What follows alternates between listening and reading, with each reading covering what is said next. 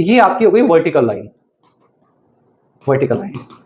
और हम लोग मैट्रिक्स में वर्टिकल लाइन को कॉलम बोलते हैं। क्या बोलते हैं? कॉलम। तो इस हिसाब से अगर हम लोग देखें तो ये आपकी फर्स्ट वर्टिकल लाइन हो गई है, ये it is first vertical line. ठीक, ये हो गई आपकी सेकंड वर्टिकल लाइन,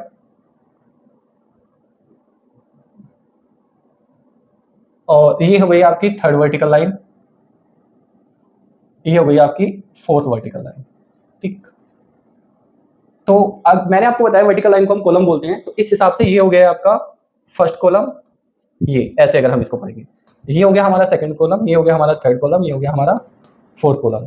तो अभी तक मैंने आपको ये बता दिया कि किसी मैट्रिक्स को, जैसे आप इसको पहले पढ़ते थे, उस पढ़ने के तरीके को हम नाम बोल दे देते हैं, हॉरिजॉन्टल लाइन को रो और वर्टिकल लाइन को कॉलम। ठीक, अब अगली चीज मैं आपसे पूछता हूं कि आप मुझे ये बताइए इस मैट्रिक्स में टोटल कितने रो हैं, मीन्स नंबर ऑफ रो। आप मुझे इजीली बता सकते हो उसमें 3 रो हैं। अब मैथमेटिक्स बेसिकली एक लैंग्वेज होता है। मैथमेटिक्स क्या होता है? मैथमेटिक्स बेसिकली एक लैंग्वेज है, और एक किस तरह की लैंग्वेज है? एक ऐसी लैंग्वेज है जो किसी भी बड़ी चीज को छोटा करके लिखता है। तो हम इस बड़ी सी लाइन को, नंबर ऑफ रो को छोटा करके कैसे लिखेंगे? हम इसको एक नोटेशन देंगे m। m का मतलब क्या है? नंबर ऑफ रो। तो आपको कहीं भी इतनी बड़ी लाइन लिखने की जरूरत नहीं है, नंबर ऑफ रो आप सिर्फ इतना लिख के काम चला सकते हैं। दूसरी चीज मैं आपसे पूछता हूं कि इस मैट्रिक्स के अंदर नंबर ऑफ कॉलम्स कितने हैं? आप मुझे इतने इजीली बता सकते हो नंबर ऑफ कॉलम कितने हैं? यहाँ पे 4। हम लोग नंबर ऑफ कॉलम को डिनोट करते हैं n से, तो आपको इतनी बड़ी लाइन लिखने की जरूरत नहीं है। नंबर ऑफ कॉलम आप क्या लिख दोगे? आप लिख दोगे n। इसके बाद एक चीज और है, मैं आपसे पूछता हूं, मान लीजिए